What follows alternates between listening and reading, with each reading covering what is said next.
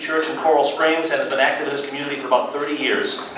Michael Udine is the Democratic candidate for this seat. He's the mayor of Parkland, has been since 2006, and is an attorney. I'll begin with you. Okay. I'll begin with you, Mr. Udine, with something that I found on Mr. Cutter's campaign website, which is that, not to get too deep in the weeds, but here it goes. It's about property taxes. It's about, I'll characterize it based on what my interpretation of Mr. Cutter's website. The county commission this year, last year, as they have in the past, plays a shell game. Property tax values are rising in this community, and so the county commission says, we won't touch the tax rate, and lo and behold, they get a windfall of revenue when they could roll the tax rate back and give taxpayers in this community a break. So who's right, Mr. Cutter or what the county commission did this time? Well, the county commission hasn't made their budget votes this year, but what they've done in the past is they have not gone all the way back to the rollback rate, or they kept the millage rate the same. I can tell you what we've done in Parkland. We've had the same situation where property values have increased over the years, and for the last 6 years in Parkland, we've lowered our millage rate. Again, not all the way down to the rollback rate, but we have made lower millage rates year in and year out, and we've kept our fire fee exactly the same for 6 years. So I don't just talk about property taxes, I do something when it comes to that. I'm not judging what the Broward County Commission has done just yet. I don't think any of the municipalities have gone back to the rollback rate in Broward County almost ever. But what I can tell you is, in Parkland, when our values went up, we have rolled the rates back a slight amount. So I believe in that. I believe in not just funding and letting everything go up, but more of a zero-based type budgeting, where you look at each project every year, each department, and make sure they're still performing with the goals that you set for them, and then where applicable, you would work on the property tax. Mr. Cutter, did I characterize your position properly? I want to give you a chance to expound on why you feel the way you do about this issue. First of all, thank you for posting this particular part, and thank you to the Port Everglades Association for giving us this opportunity. It is a great opportunity for us all to get together and view our differences and our agreements. And thank you for coming to my website and checking out that issues page. Hope you enjoyed it. Okay. The question of the millage rates and the property values is one that vexes homeowners, obviously, because they hear their politicians saying, we're not raising taxes because we haven't touched the millage, but everyone pays more and more every year when the property values are going up. I am not against raising taxes. There's payroll to pay. There's obviously things that go up. I'm against hiding it. You called it a shell game. That is an accurate assessment of how we normally do politics as usual. And I think any tax increases should not come from the property appraiser's office. They should come from the elected commission, who look the voters in the eye with integrity and say, this is why we need to increase that. And they own it every year. So a zero-based, a revenue-neutral approach where you just start with where you were last year and not do that shell game where you hide it. Let's stay on taxes for a moment. Give us your opinion. Should the voters in District 3, should they vote for the sales tax referendum on the November ballot? I would have voted no. I believe it has been, I will be voting no also, but I would have voted no on the commission. I believe it is a rushed thing that has been put together. There is an urgency. We all know about the traffic concerns in our community. However, to do something that is going to be rushed, as I believe it was Nan Rich said already, isn't enough to take care of the issue, it seems inappropriate. It's a 17% increase in our sales tax. As it has been said, it's regressive.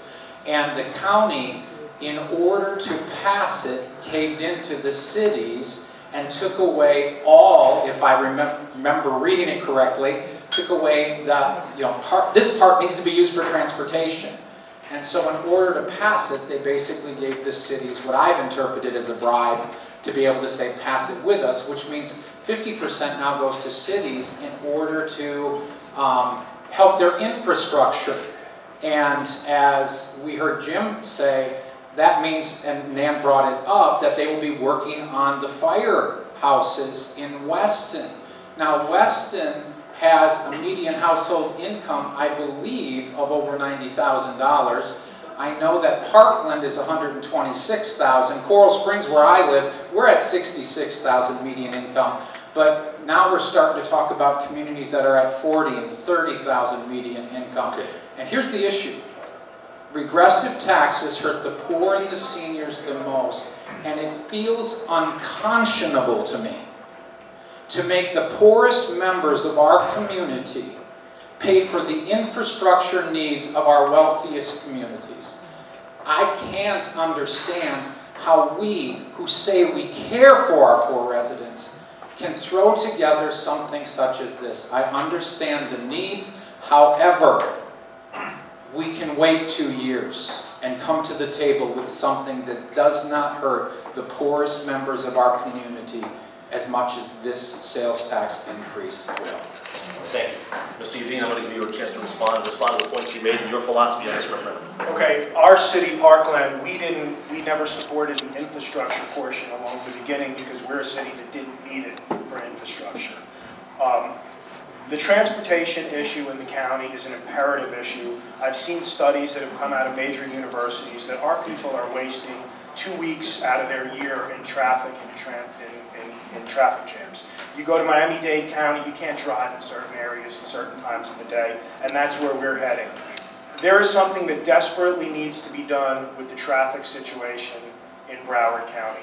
If we don't do it sooner rather than later, we're going to fall farther and farther behind the 8 ball.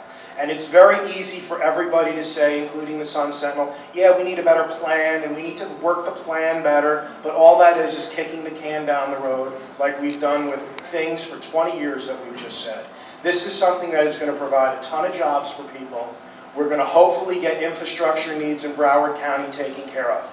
A city like mine, Parkland, where I'm the mayor, we don't need the windfall from infrastructure, and I would hope that there would be appropriate millage reduction to make up for that. Coral Springs and Tamarack, their mayors have both called me, and they both said this is something that they desperately need within their city for infrastructure repairs that they need to make. Now, I don't know if this is going to pass. I don't know what the voters are going to do, but the number one thing I hear out there in certain areas of the county is we have traffic problems. So the voters are going to decide. Most of the counties have a traffic surtax. Most of them already have this. I think all but a few counties have it. The voters will decide on whether they're going to want to pay for these improvements. Okay. Mr. Cutter, and we're running short on time, so this is going to be a lightning round question. I'd like a brief, specific answer, but I appreciate your detail. Totally different area. And I'm asking because we're in a presidential election year. But give me an example, as a Republican, give me an example of an issue that you disagree with Donald Trump about. Yeah, I'm running through in my head the list. Well, do you support building an immigration wall? Do you support deporting Muslims? I am very concerned about the intemperate comments of the Republican nominee, who, because I'm a Republican candidate, I am supporting. However, I stood in front of my congregation last summer and I said he's going to have to learn, and he's going to have to get good people around him to be able to moderate this extreme stuff, because if he doesn't, well, he's not going to be the next president of the United States. He needs to be able to reach out to everyone. I have been very concerned about some of the things he has said in the race. I have reached out. I'm one of the leaders of the Clergy Coalition of Coral Springs, and we have reached out to the Muslim community in view of some of those statements to welcome them to our community. They've been there, they've been working with us, but to just go out of our way to say, listen, we understand politics and politicians can say things for political advantage, but we want to say we're glad you're here and we're glad that you're with us. Okay, great. And Mr. Udine, obviously, an issue that you would take issue as a Democrat with Hillary Clinton, with either something she said, something she believes, with you know what, I just don't agree. Look, I think that these are two imperfect candidates. One, I believe, is much more imperfect than the other. I think that this whole email issue is an issue that I think is going to continue to be a problem.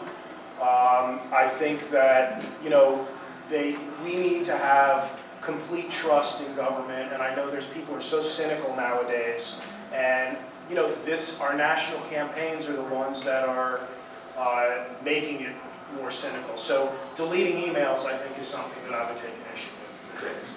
So I'm a big believer in public records, and we all of us elected officials that are here, we know everything we do, every text we write, every email we send is public record. Right, okay. I wish we had more time. Thanks to both of you. Good luck. Thank you. Thank you.